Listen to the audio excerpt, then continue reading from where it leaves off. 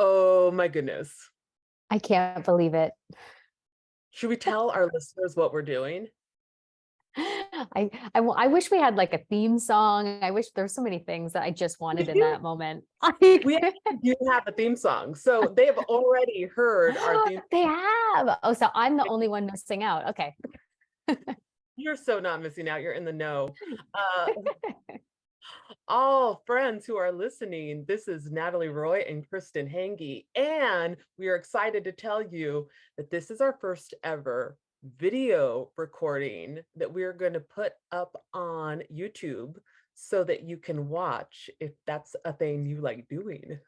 If you want to actually know who is Natalie and who is Kristin, and you've been dying to know who's who, This now entire time. you can watch the video and you can see, you can find out. Place your bets first and then go find out. And then if you want, you can respond to us and tell us things like you like our hair or the outfit that we're wearing. Or you don't. Yes, we're open to feedback. You can give suggestions for next time. Is there But anything this is our first podcast of 2023. This is very exciting. So we're doing video now, and we're here and we're excited, and we want to hear from you what you want us to podcast about. We've been doing this podcast for years now, which is unbelievable. since We're in a 2000? new era.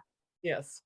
Wow. You know, we also have a commitment to doing more podcasts this year. So if you've been with us for a while, you know that we've had a little pause this past fall because there's a lot of life happening, It's a and lot of life happening.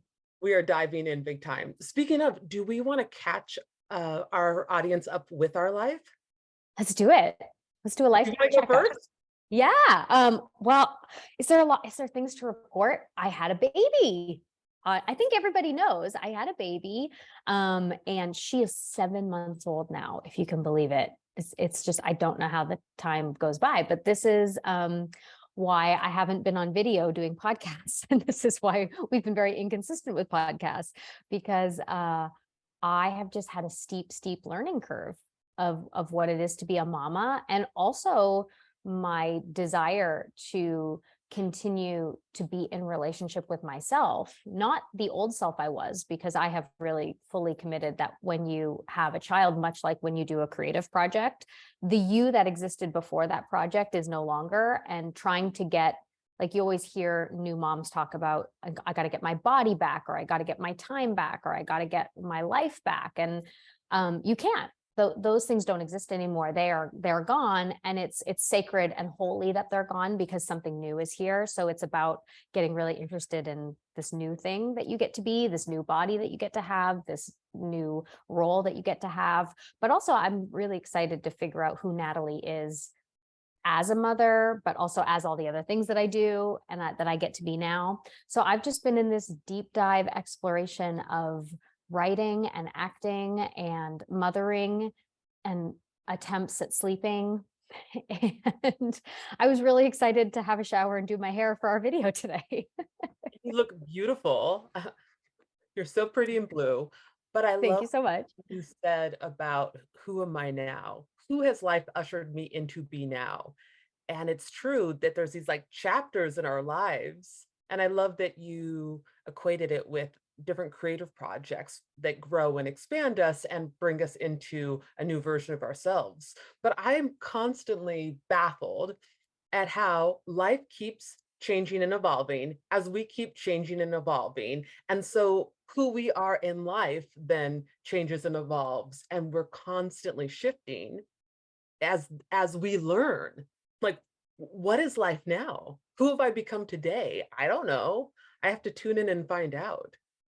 Yeah, and it's really interesting, in the psychology of habits and things like that. They do talk about that by the age of 35 or so, 90 or 95% of what you do, think, feel is on autopilot or is habitual, which is crazy because, who I was 6 months ago, 7 months ago, who I was 2 years ago, who I was when you and I started doing this podcast. Like, it would actually be a great exercise to go back and listen to some of those early podcasts, because I'm sure some of the themes and the frequencies and the things we were amplifying and the things that we were listening into, I'm sure those themes and those energies are similar. But I'm sure the conversation has evolved to such an immense place that I think there is truth and relevance to all of those conversations. But I also think that there's new truth and new relevance always being revealed. I feel like you have changed dramatically since I've met you. Like just your life has changed dramatically. The essence seems the same. The truth, the internal spirit of who you are feels like the same human, but how much your life has shifted has been dramatic to watch and just stand next to you as that has occurred. That's been a really wild and fun process. I'll never forget the first time we traveled together, and you having traveled all the time and with many projects and been all over the world and directed all over the world. And, you got off the plane and you went and did your thing and you went to the bathroom and you got in the customs line. And I got off the plane and stood there in terror. So I'm like, I don't know where Kristin is and I don't know what to do. And I've never traveled before. like that girl was the girl that you first met till today, who, I traveled internationally to meet my baby daddy.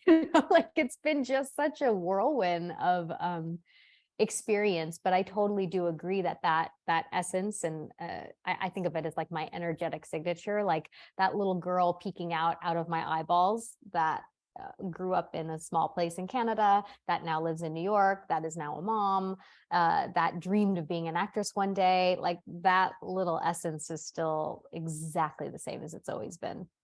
Yeah, I feel that way too about myself. There are these moments where I really like feel the little girl who's posing in pictures, who's just always been big and expressive and playful and curious. And that part of my nature, there's a, it's like there's this little human inside of me that's like, what are we going to create? What are we going to make? What can we do today? And she's so excited about life. And that part of me is always there. And it's fun to like check back in with her, especially when I'm going through challenging moments and be like, hey, sweet self, can you come here? Can you help me out with this one? Can you share your perspective? It's this like essential part of who I am. And she gives me energy, and I have to remember to commune with her. Oh gosh, and I love her. I love her enthusiasm and her appetite for life and her stand for possibility. I mean, from the moment I have met you, you are just like the person who is a yes to everything. Like, Kristin, is this possible? Yes. Kristin, can we do this? Yes. Kristin, I have this idea. Yes. It's like there's that part of you that is so fervent in the fact that life is here for us and it's here for those desires and those dreams and those things to come up through us. But you hold it in a way that I feel like many adults lose. I feel like it's a childlike, beautiful, nourishing, soul affirming, yes, you can do that. Yes, you can have imaginary friends. Yes, you can dream that dream. And there's something about sort of getting older that we start to say, well, that's, I guess, off the table, or that maybe once was a yes, but maybe not anymore. And that part of your spirit that goes, no, it's still a yes. No, you can do it. No, you can make that happen. If you really want it, yeah, you can still do that. And I love And it that. gets me so excited. In fact, I have something that when I'm around people and I can see that little flame inside of them of what they want, like my being goes on fire of like, oh my goodness, I see that desire in you. Let's do it. And it overtakes my body. Yes. It's like, it feels bigger than I am, this desire for all of us to experiment and have fun and play and see what's possible. I do Yeah. believe, and I've seen this too, that our creations, they usher us into another life, into another being, and into another part of who we are. And that's why they're so Yeah. fun. One thing I always used to say about to describe you and I, in sort of like a slightly self-deprecating way, but in a way that I actually find charming about myself, if that makes sense, is I always said, there's Kristin people in the world and there's Natalie people in the world, and I would use this to describe us, but also like a certain kind of energy to people to say, you know, Kristin, when I travel with her and when I spend lots of time with her and we go on trips and we're like doing lots of things together, I will watch Kristin wake up with a smile on her face and wake up excited to start the day and wake up excited for new possibility and wake up in gratitude. Like the sun is beaming out of her face from the second she opens her eyes.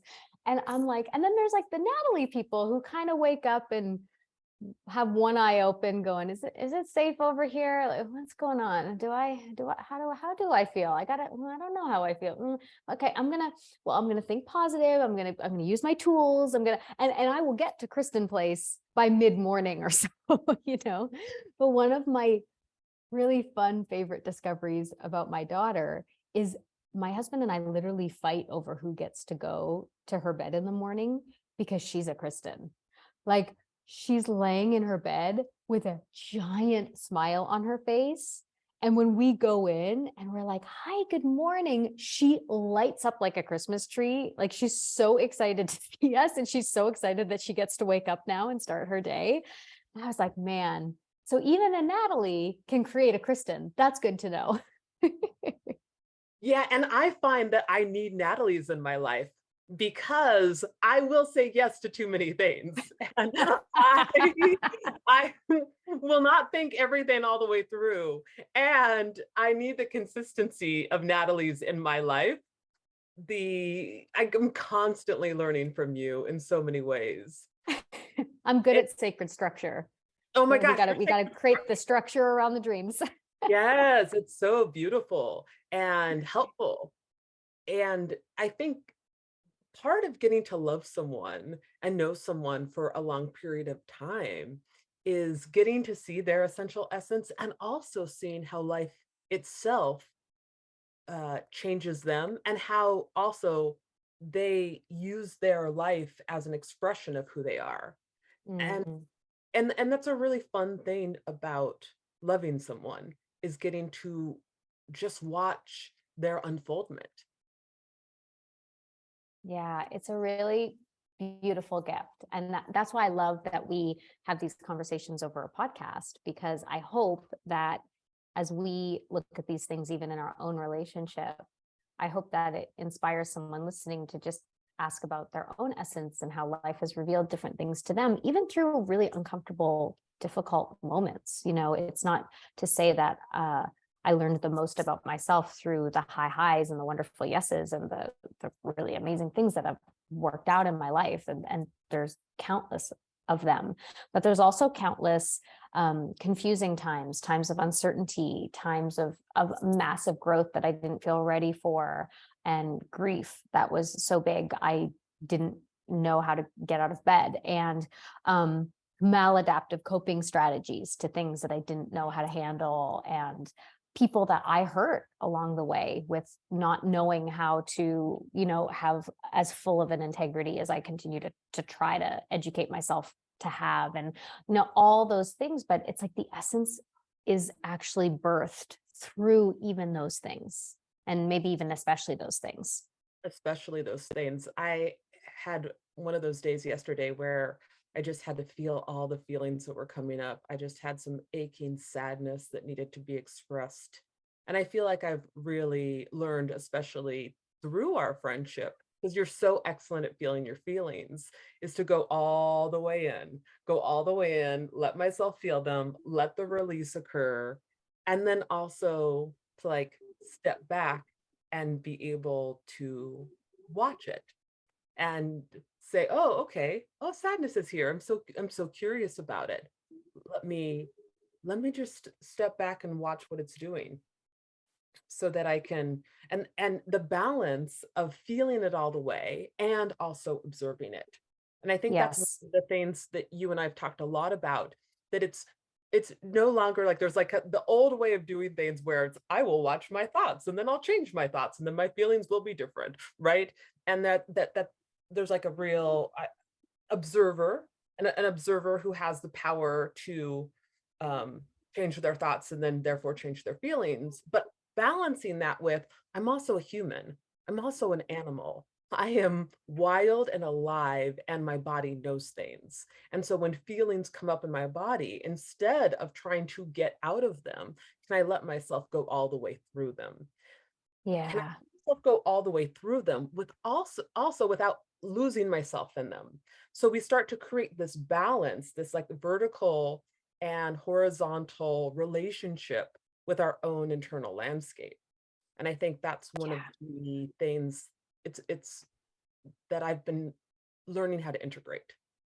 And I totally agree with you that there's been different versions of how we humans have been taught how to do this. And one way we've been taught to get through really hard things is to disassociate, right? To go up in the mind, to go up into the analytical mind, the problem solving mind, or to separate myself from the stimulus. And so there can be a certain degree of success by saying, yeah, that feeling over there, I'm not going there. I'm not feeling it. I'm more successful when I compartmentalize that and put that away in a little box. But what we have learned is that anything that isn't felt, it's like it gets stored and it erodes and it rots, and it ends up running our lives unconsciously. It ends up having to be dealt with one way or another. So we know that just saying, well, I'm gonna just look at it from over here, isn't really a way of really joining it and being with it and having the experience of what it's actually here to do for you and with you and through you. But then there's the other extreme that we can go on the pendulum, where it's like, this is where I will raise my guilty hand, where it's like, oh, I will so go into those feelings, and then I will make a story about it. And then I will get into melodrama about it. And then I will use my own story that I've created to victimize myself further. And I will get into a pageant of like how actually good it feels to feel into the narrative of the story.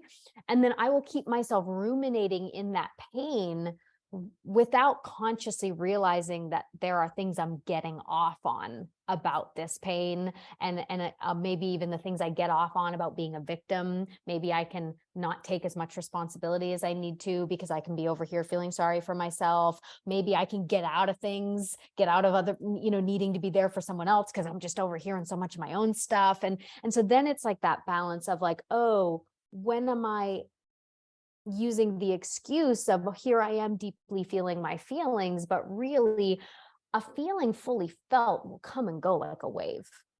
But if there's a rumination, if there's a constantness of it, if it's staying and hanging out and getting swampy and murky, then there's a way that I'm actually using the feelings that might not be healthy at that point. So it's that blend of, can I go all the way in, as you beautifully said, but can I also maintain that I am going all the way in for the purpose of healing and curiosity and wholeness? I'm not going all the way in to re-traumatize myself, make up stories about myself, victimize myself, or cause myself to disassociate from what the healing is here for. Well, you've said that so beautifully. And I want to applaud your self-awareness, the ability to see, and I know that you've done a lot of work around this, and well done. The ability to see that we can go so deep into our victim story and then use that to not take responsibility for ourselves. And it's interesting. It makes me think of when I get stuck in an emotion. Oh, this one's up again. Oh, okay, that resentment. Have I fully allowed myself to feel it so I can feel it all the way? And have I fully entered into my own personal responsibility inside of this situation? And I think as we all collectively learn how to reparent ourselves, that is one of the things that we are modeling for each other. Oh, that's what personal responsibility looks like. And I Mm. think that when we had childhood needs that didn't get met, and I can see in myself how the kind of abandoned child wants to stay in the place sometimes where it is powerless. Mm. And part of my curriculum it has been, okay, where have I created that for myself? And am I willing to step in and become the responsible parent that will create possibility and create whatever needs to be created, like the ability to see that I do have power Yeah. and that I have power in my own life. And so once I feel all the feelings, I let them move through me. Where is there an action that wants to be taken so that I can create something new? um, and be there for the sweet child inside of me that's in pain, but also the responsible adult that has creative power in her own life. Yeah. And I actually think there's a really important link between power and willingness or ability to be in relationship to our feelings, because I can think of all kinds of different circumstances, whether in my life or things I've witnessed or things I've been in relationship with others or with myself, like the dynamic of creating a rupture because the feeling of the repair is so good, as an example, right? So it's like, Sounds let's like create romantic some relationship. drama, Yeah. right? Like, let's create some drama. Um, or like, that thing where it's like someone threatens to leave, but they're not saying they want to leave because they really want to leave. I'm saying, hey, Kristin, I'm going to leave, so that you say, no, please don't. Like, so that you ask me to stay. So I actually feel connection to you inside the rupture, right? And it's like, but that's me like disowning the power that I have to say, hey, I feel disconnected from you and I want to feel connected. Right. So we have these unconscious ways that we go about getting these needs met, because we have needs of our personality. We have the need for connection. We have, the need to feel kind of significant and in our autonomy. Like, we have all these needs, but when we don't know inside our own power how to meet them, then we'll often use our emotions, manipulating our emotions or using our emotions on others to create a way to get those needs met. But it's really our abdication of the responsibility that I am here to meet my own needs, not you. I'm not here to meet your needs. You're not here to meet my needs. And actually, every time we do that for one another, we actually get into an entanglement that's not healthy for either of us. Yes. Oh, and I feel like I have so much learning to do in this planet on codependency. It's one of the curriculums I came to study, is that I am not here to save anybody else. My job is to take care of Kristin and to become conscious of what my needs are. So I just know for myself, I think what often happened in the past, and hopefully I'm moving through this, was my inability to see my own needs. So my Mm. inability to even be conscious of what my need in the moment was, because there was conditioning around self-abandonment. So if I can be inside of myself and start to recognize, oh, I'm having a need for connection. Oh, once I can see the need, then I can make a request, or Mm. or even just say the need out loud. I have a Yeah. need for connection. Are you Yeah. available to connect? Or the need, I have the need for safety. What's going to make me feel safe in this moment? Yeah. And then to say it out loud to myself. So it's an inner intimacy of being able to, one, identify my need, and then to say it out loud, and then to ask for it if that is appropriate in the moment. And one of my favorite things about making requests around needs is then to honor the other person's yes or no. Yeah. Yeah. I Absolutely.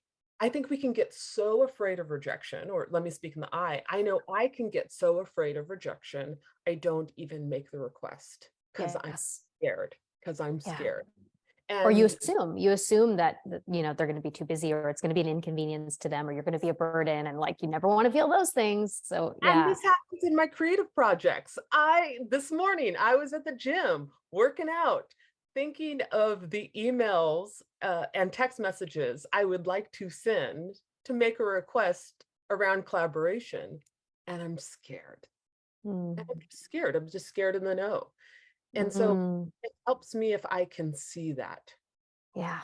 and Yeah. then be willing to hold my own hand and say, hey, we're letting a need be seen. And so if I Yes. can use my creativity or my creative projects or my artistic career in service of my spiritual growth, I'm just allowing myself to be seen. Yeah.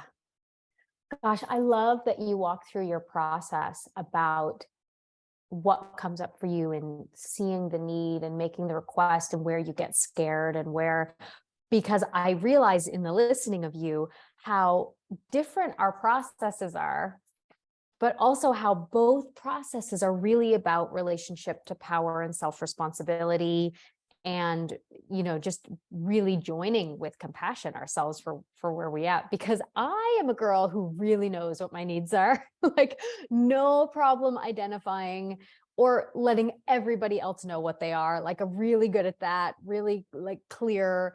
um and I'll even out myself so tremendously. We were entering the park the other day. I was walking with my husband. We were taking the baby for a walk in the park. And he said, I have a request of you. And I said, yes, please share it with me. And he said, well, yesterday when we went on a walk in the park, you shared all of your feelings with me for the entire duration of the walk. And I didn't really get to share any feelings. So I'm just wondering if today I could have a few minutes to share some feelings.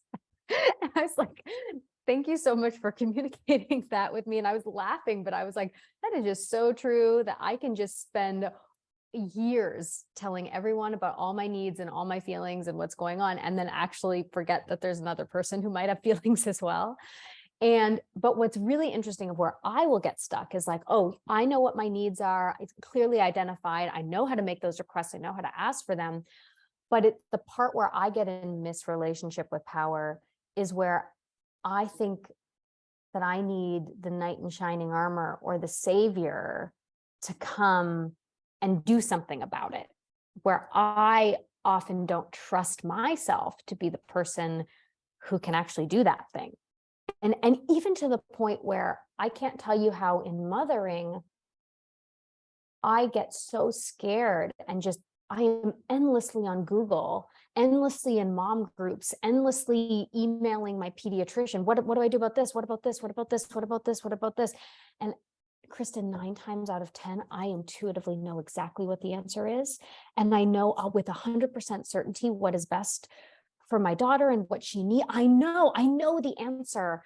But I think there's a savior or an authority or someone else who is supposed to meet that need instead of myself. And I question myself and I second guess myself and I make myself small and needy, like a kid who needs a parent to tell them what to do. It's fascinating. Wow. Way to see it. And also, I think of you as someone who's really good at listening to their intuition. Mhm. And that's interesting how you talked about that separation of creating this idea that it's outside of you and Mhm. creating this uh, needy child who needs what is outside of them. Even And when I know, like, I'll listen to the intuition. I told you the other day, my dreams.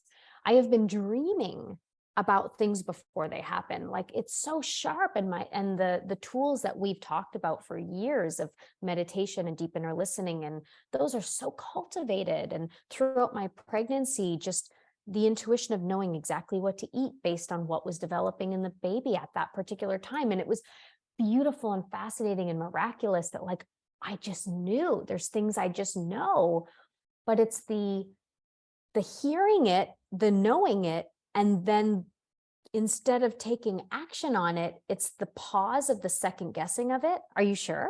Are you sure that's right? Are you sure? You should ask someone else. You should confirm it outside of yourself. You should poll the audience. But it's like, no, but I knew. And I just created a whole bunch of pause and a whole bunch of work around second guessing what was given to me from divine, from inspiration, from nature, from wherever. it makes so much sense because we're taught not to trust ourselves. And so learning how to trust ourselves is such a process.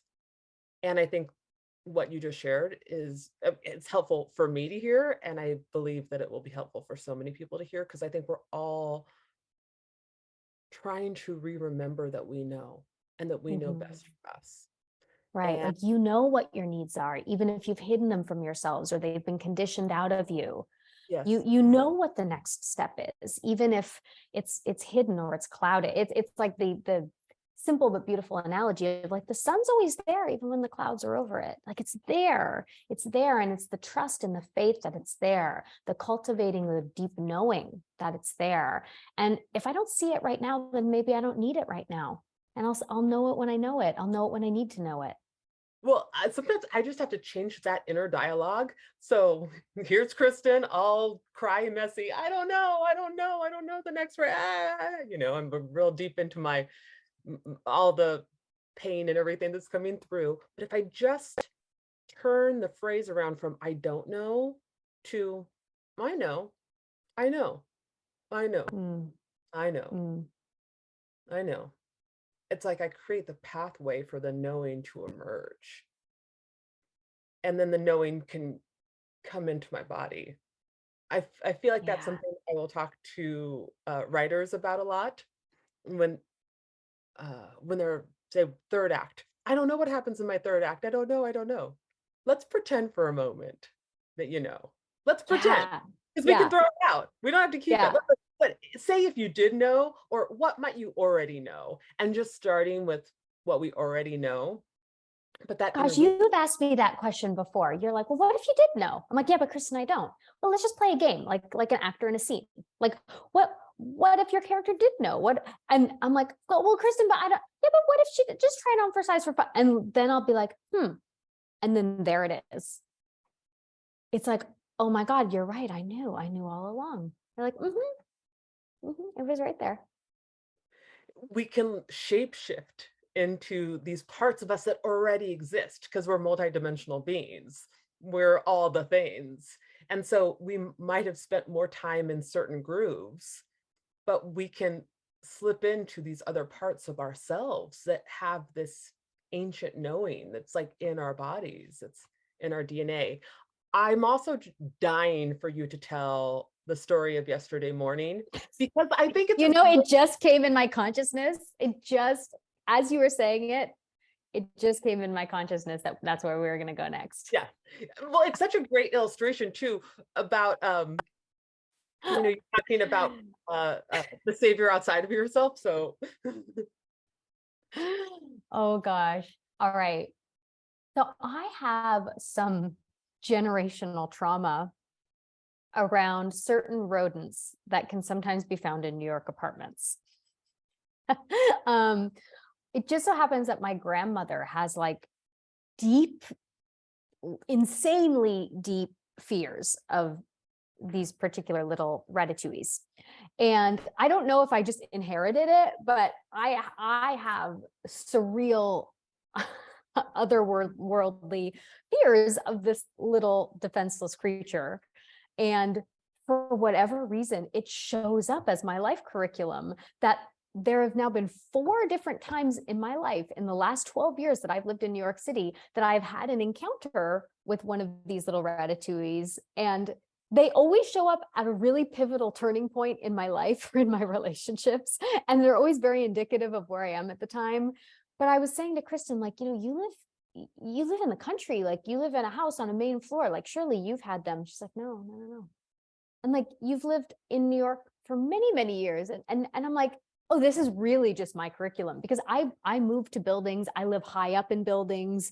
I have them checked out before I move in to make sure that there can't be any issues with this. And they find me. They literally find me. So speaking of needing a savior, I've decided now that baby's a little bit older that it's really like I've really devoted several months to her care and really being 24/7 available for her. And now she's getting a little more independent and I'm hiring a little more help. And I'm just learning how to take some more moments for myself to just reintegrate some practices that are important to me, like my morning practice. So baby was still sleeping. I got up. The lights were dim. I rolled out my yoga mat. I was in child's pose. And while baby was sleeping, I was going to, do a little yoga and meditation. And I come to sit up from child's pose and I see a little across the floor. And I stood up immediately and got really tense in my body. And then I thought, maybe I made it up. Maybe it's not there. Maybe it didn't really happen. maybe I'm okay. I don't know what to do. I'm frozen. I'm literally in the freeze part of my nervous system. Like I can't move. I can't move. I don't know what to do. And then I saw it go back across the floor. And then I started screaming. And I started screaming so loudly that my husband ran out thinking probably the house was on fire or like our daughter's life was in danger. And I was like, a mouse, there's a mouse. And I was screaming and I jumped up on the counter and refused to get down. And he very bravely, started stomping around and trying to save me. And so I get on the phone immediately and I start calling at 24/7 exterminators in New York. And I'm calling and I'm calling and I'm calling and no one's available or no one's answering the phone because this is like 6:30 in the morning. And then finally someone answers and I'm like hyperventilating. I'm really in panic.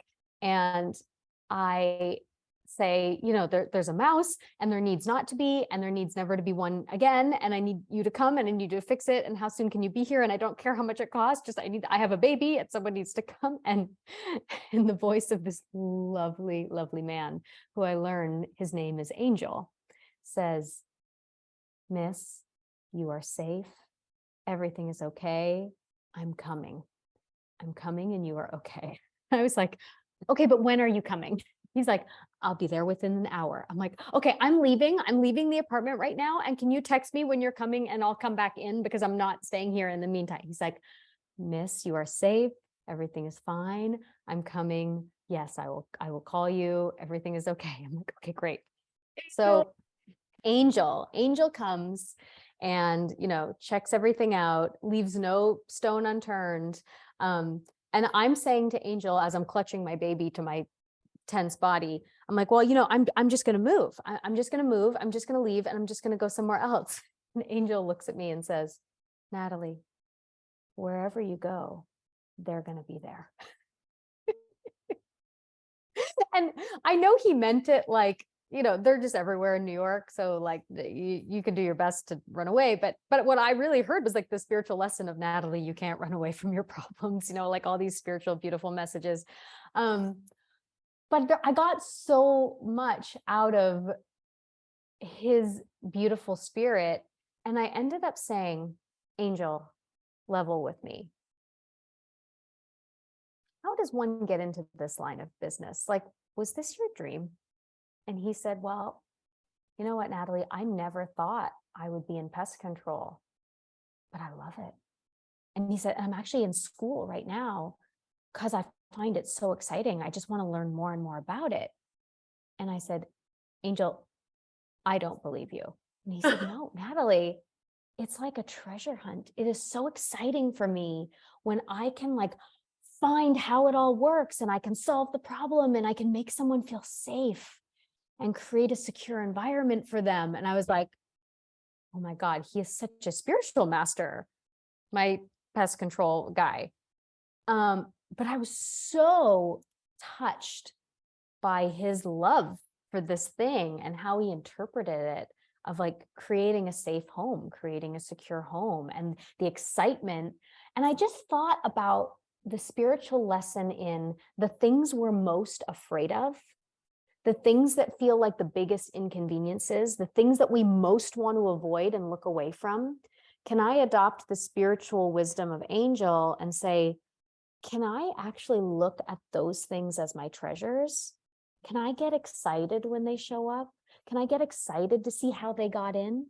And I was thinking about this of like, oh, in postpartum, it was really important for me not to consume certain movies and certain content and certain news and certain social media, like to a certain point. And I thought to myself, yeah, because that's how intruders can get in. Like the intruders of my own mind, I got to know how they can get in. And I got to know how to keep my space, my mental space, my psychological space. I need to know how to secure it for myself, because I got to know how the intruders get in. There was so many like profound messages of just the things I'm the most afraid of, that I'm running away from, that I'm like, I need a savior to deal with this. I can't. Or when that deep pain comes up, when that deep anxiety comes up, when that thing that I get confronted with that I'm like, no, not that thing. I can't handle that thing. I collapse under that thing. I need someone else to deal with that thing. Can I be excited about it? Can I go, oh my gosh, like there's treasure here. There's an opportunity for me to stand in my sacred power here. There's an opportunity for me to create a secure environment for myself here. I'm not saying I'm able or knowing how to do any of these things yet, but I'm saying Angel, the pest guy in New York, is nailing it. And he's now my spiritual teacher. I'm determined to follow his lead. And I love that he came with the name Angel, so the metaphor could be completely clear. Completely clear. There's such a beautiful metaphor in that about boundaries. When you talked about where do I need to figure out what's getting in, and around the conversation of mental health, that got me really excited. So when I want to keep my mind, my body, my soul is a place that is working on all cylinders and is grounded in loved and safety, where can I think about what's getting in and how Yeah. can I be curious about it? And then also when the mouse shows up, can I see it as an opportunity? Can I get excited about it? And I feel like that is something that has been so deep in my teaching. I mean, the teaching that life is giving me is these challenges, these obstacles, we have brought them in your life to grow you, to expand you. And it's love. It's deep Yeah. love. And it's a name of the game. Like we are here to evolve. We are here to expand. We are here to know ourselves. And the way I do that is by having that mouse scurry across the floor. And it's not about the mouse, it's about my reaction to the mouse. But if that mouse doesn't scurry across the floor, I don't know my reaction. I don't know that that reaction is alive and waiting to be activated at any given second. And if it's not a mouse, it's going to be something else. But my job is to get so interested in what is dormant in me that at any second is going to get activated. And instead of going, ooh, that got activated, push it back down, make it go away, don't feel that, pretend that's not there, get someone to save me, get someone to fix it, go, oh, I can put a Band-Aid on that. I can shove it back down in the basement, but it's still there.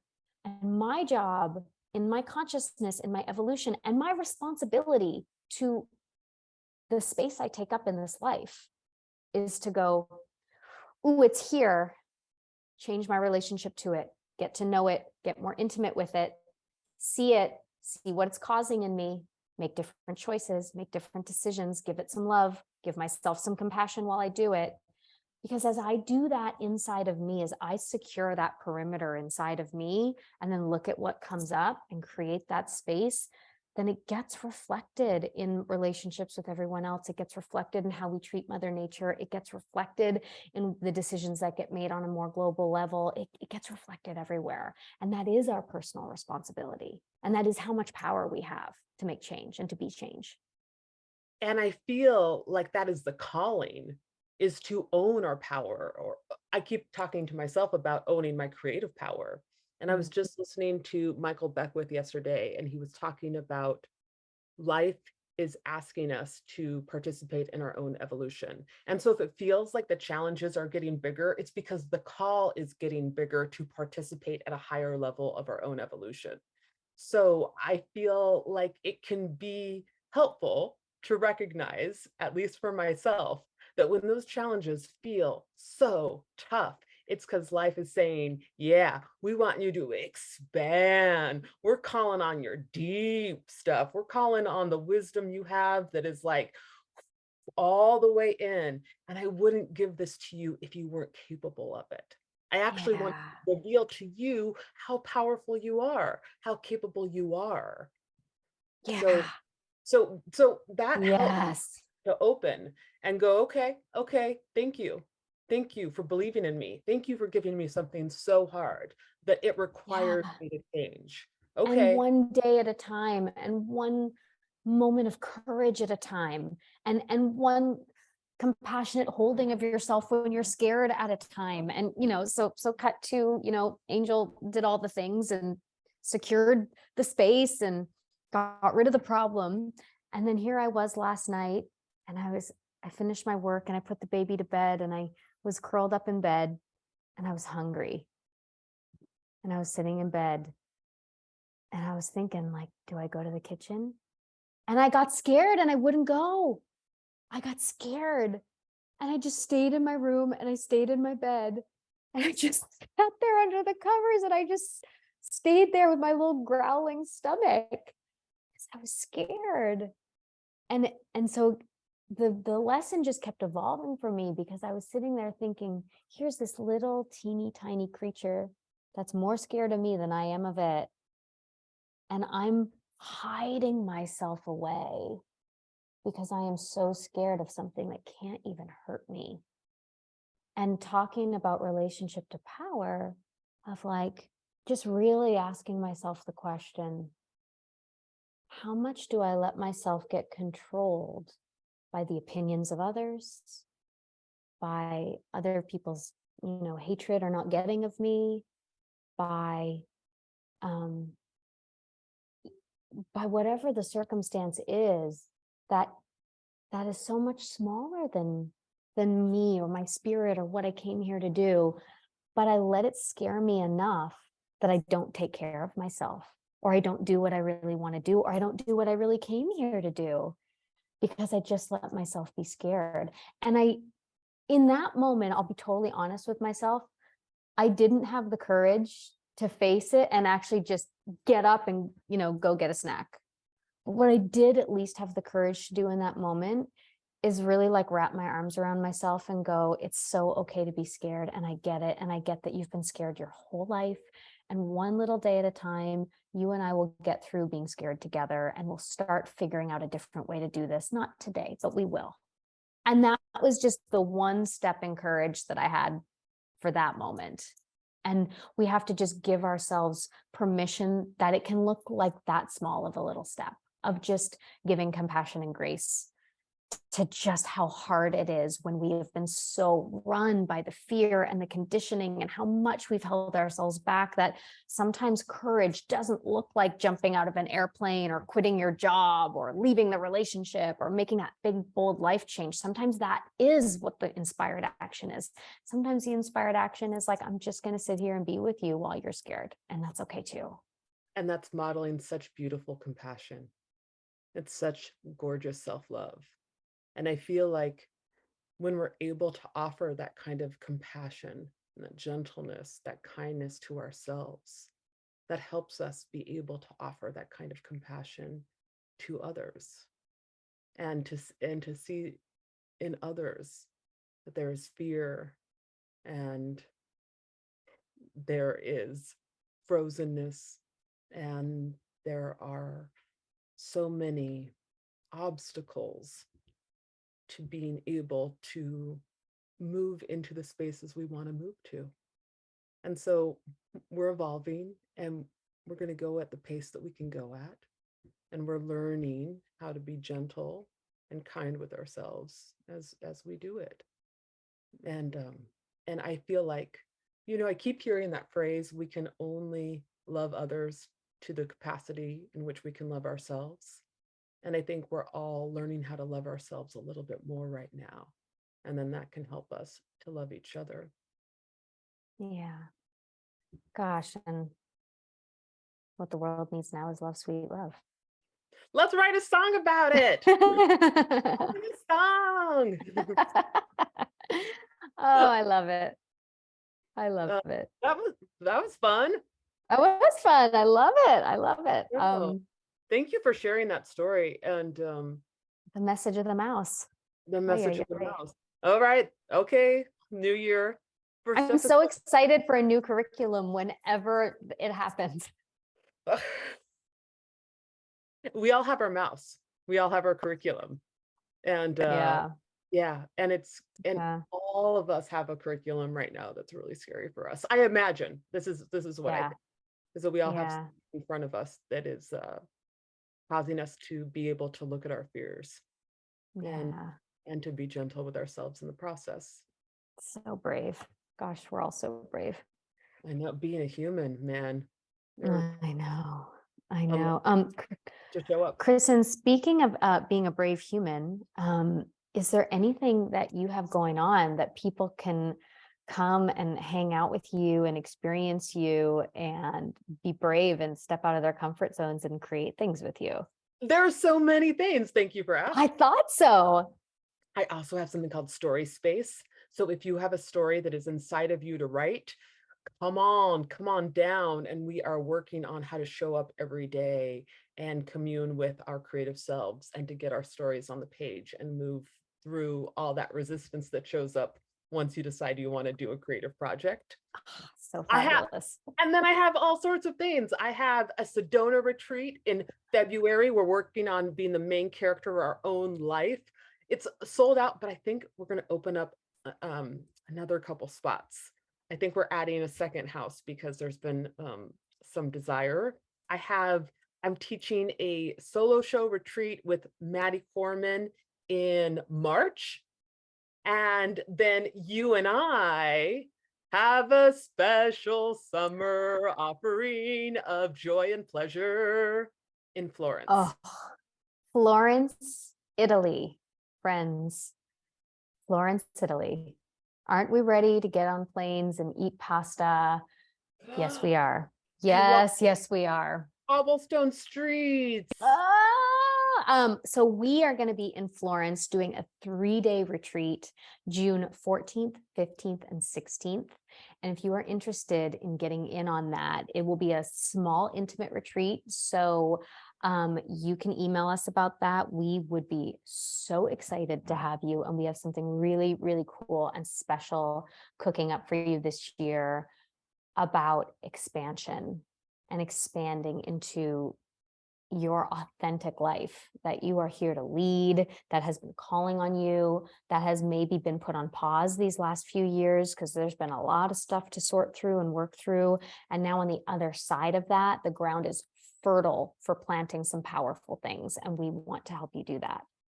Ooh, I'm excited. It's going to be Turtle great. landscapes in Florence. It's going to be great. We'll put in the show notes how to get a hold of us, but you can go to either one of our websites or our Instagram. And if you like this episode, please subscribe, rate, review, do all the things you do with the podcast and share it with a friend. Yes, we want to get the message of creativity and self-love and joining those feelings and stepping into your power and creating the life that you were born to create for yourself, and with the people you love. We want to get that out in the world. So please share this with friends and please keep listening and let us know what podcast topics you guys want us to talk about, because we are here to serve you. And come hang out with us in Florence and be live in action. It's going to be fabulous. Much love. Thank you so much for listening, and thank you for being committed to showing up for your dreams. If you would like to know more about what we are up to or find more information about our podcast, upcoming retreats, or anything else, please go check out our website, www.thecreateseries.com. And you can come and jam with us on Facebook. I know we're still on Facebook. We have a Create community page, and that's Create C.R.E.A.T.E..